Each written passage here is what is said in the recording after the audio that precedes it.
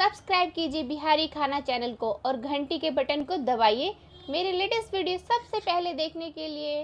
सब गोटे के नमस्कार करे छी।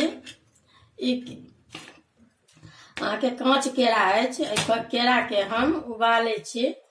एमे अहाँ के 2 गिलास ऐसा से पानी दै छियै आ 2 सीटी लगेबै। कांच केरा के हम खीर बना रहल छी तो किछ नहीं करे, एकरा जेना कि एना के दुनू साइड से खाली कनी छील ले। ई धोल अछि, आब एमे द रहल छियै। पहले धो ले तखन धो के काट ले।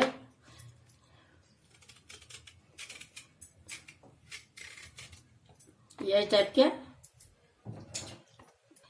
ये 4 गो केरा में एते पानी रहबा के चाहिए 2 गिलास के। 2 गो सीटी लगा के तखन बंद करब। देखियो ई 2 सीटी लगा लेलहुँ। आब एकरा ने से एना कर से हाथे से एखन गर्मी अछि, भाप चलते अछि, छील लेब एना कर। कनी ठंडाओ देबै, कनी समय रहत।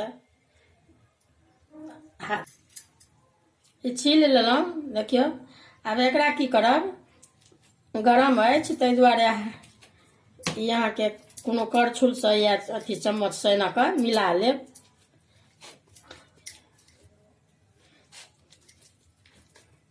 जेना पाबनि तिहार सब आबि रहल है, धिया पुता सब व्रत में रहे छी, अपनो रहे छी, तो अगर नहीं किछो एहन बुझाय तो जेना कांच केरा सब्जी ला मंगेबे करे छी तो ओकर खीर आराम से ई लोहिया देने छी गरम होय ला। ई देखियो ई घी अछि, एमे आधा चम्मच। अगर नीकनाथ घी हुए तो द सके छियै पाबनि तिहार में। अब एमे हम ई कनी भूज दै छियै।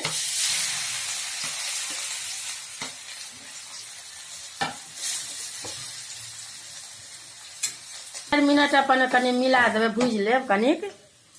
एमे यहाँ के देखियो ये 1 किलो दूध अछि, ये औंटल दूध अछि।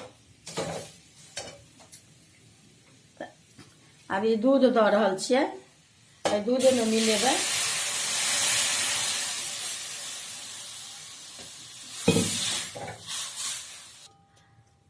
या आधा किलो अंदाज अहाँ के दूध में 4 गो केरा में आधा किलो लग जात। अब ये देखियो ये भ गेल, अब ये बरक गेल। अब एमे ये अहाँ के ऐसे 4 चम्मच चीनी ये देलिए, ऐसे द रहल छी। अब ये उतारे घड़ी में अब सब चीज द के काट देबै। नारियल के बुकनी द रहल छियै, ई छोहारा अछि,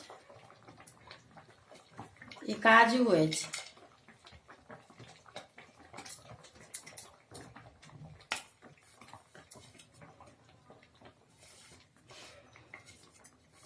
इलायची अछि, इलायची के बुकनी, ई किशमिश अछि।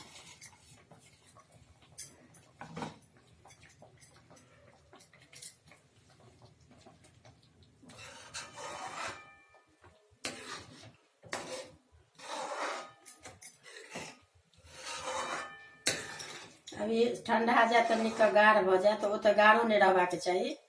अभी यही टाइप के जैसे रहत जे निक लागत खाए में। अभी खीर केरा के बन के तैयार अछि बिहारी खाना के भंसाघर में। यदि निक लागत तो सब्सक्राइब करब।